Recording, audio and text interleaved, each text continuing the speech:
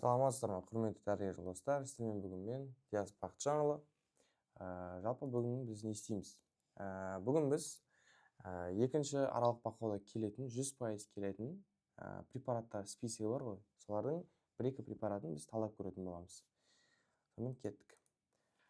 Жалпы мынау бізде алдағы уақытта әр жалпы препараттар тізімі эпителий тіндері бойынша бізде 9 препарат берілді. Жалпы қан бойынша бізде 11 препарат берілген. Қан түзу бойынша бізде 3 препарат берілді.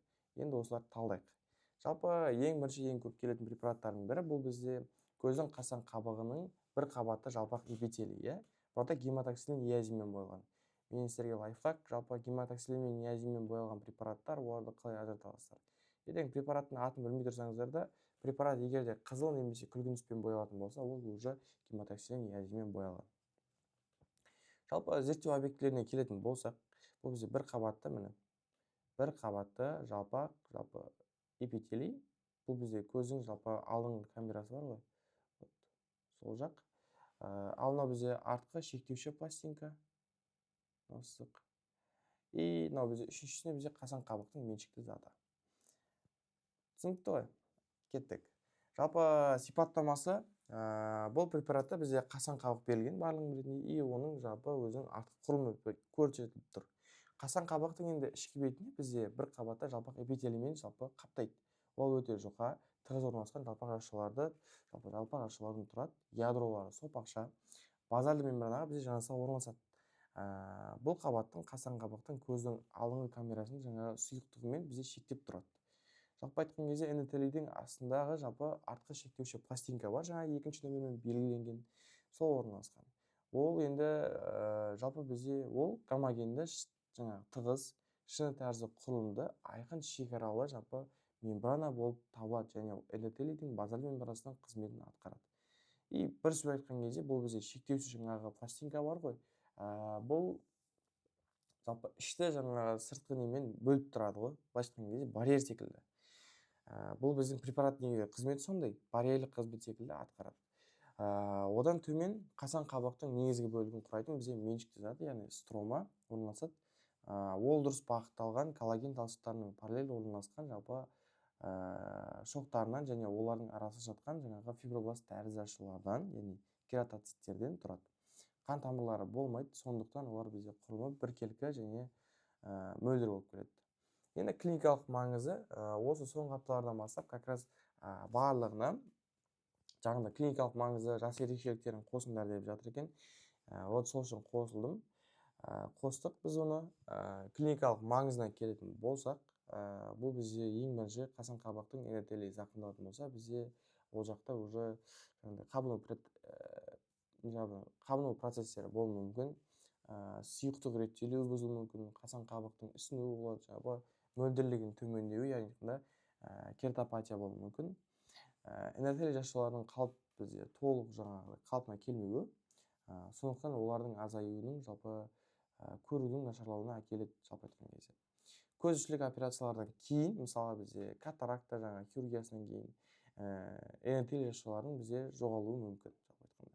Осындай секілді жалпы бізде клиникалық маңыздары бар. Осыларды апайларыңызға айтып түсіндіресіздер. Жас ерекшеліктерге бізде жас кезде эндотелий жасушалары тығыз орналасқан, қызметі жоғары болып келеді. Бірақ жасы ұлғайған сайын эндотелий жасушалары саны біртіндеп азаяды, олардың көлемі бізде ұлғаяды. Бірақ былайша айтқан кезде олардың количествосы азаяды да, бірақ өздерінің сапасы, көлемі жағынан, яғни олар үлкейе береді. Қартаюда регенерация қабілеті өте төмен, сондықтан зақым келсе, олардың жалпы зақымға бізде өте сезімтал болып келеді, жалпы айтқанда. Егде жаста қасан қабықтың ісіну мен мөлдірлігінің төмендеуі бізде қаупі жоғары. Енді бізде осы препараттың қызметіне келейік. Ол бізде қасан қабықтың мөлдірлігін сақтау болып табылады. Строномадағы жаңа судың тұрақты деңгейін ұстап тұру. Жалпы мен сіздерге жаңа сабақтың сипаттамасын айтып кеттім. Бұл бізде барьерлік қызмет атқарады деп айттым. Осылайша бізде ұстап тұру арқылы бұл бізде стромадағы судың тұрақты деңгейін ұстап тұруға жаңағы қатысады. Одан бөлек сұйықтықтың бізде белсенді тасымалдау, яғни насостың қызмет атқарады. Артық сұйықтықты бізде қасан қабықтың алдыңғы камерасынан шығарылады. Кім біледі, кім білмейді, бізде көздің алдыңғы өзінің қабығы бізде қоректенуі бар. жақта бізде крабовое снабжение ол жақта жоқ.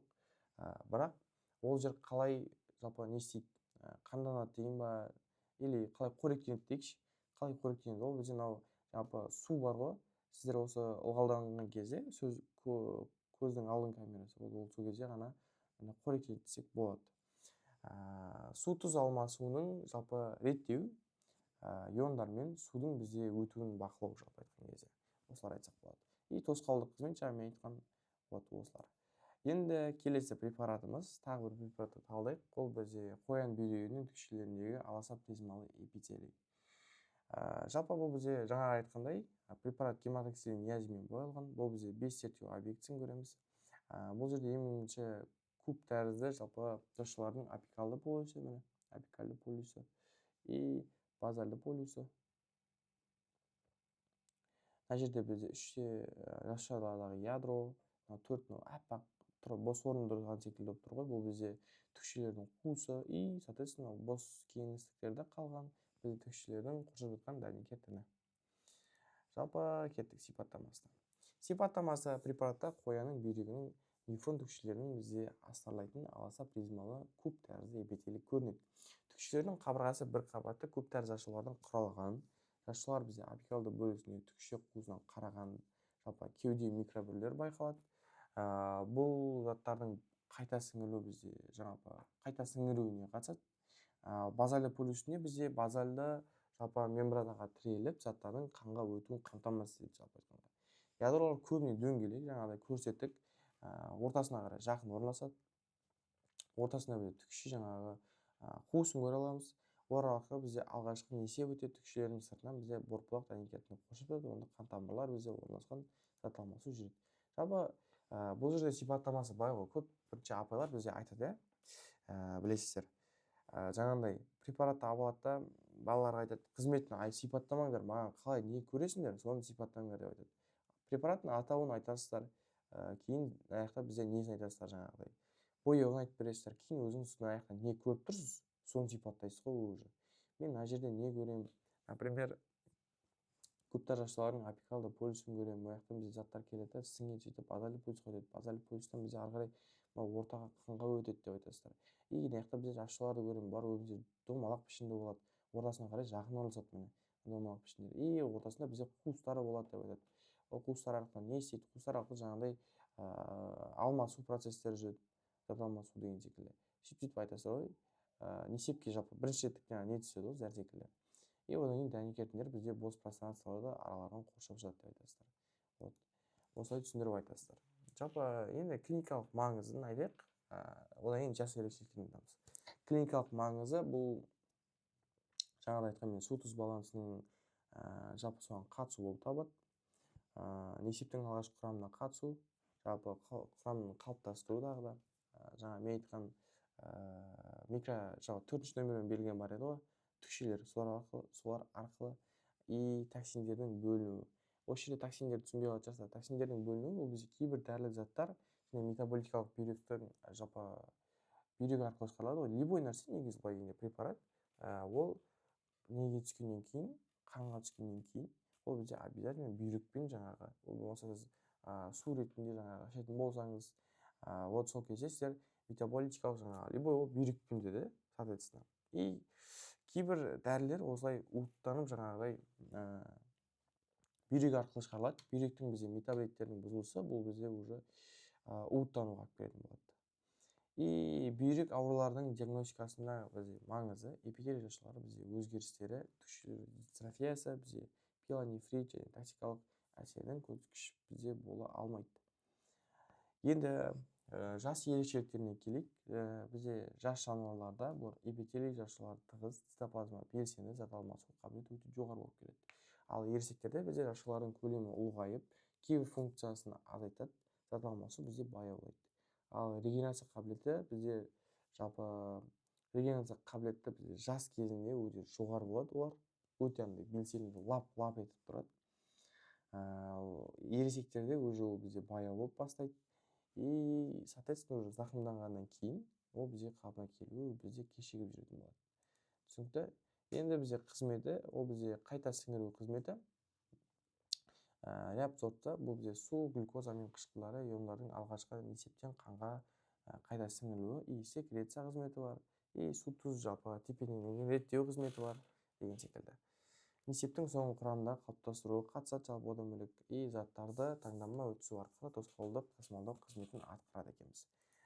Жалпы бұл препараттардың бастамасы ғана мен дәл осылай осыған дейінгі жалпы нарада неше препарат келді? 9 бар, эпителитінен қаннан 11 бар, и қан түзуден 3 бар, сонда бізде 23 препарат бар.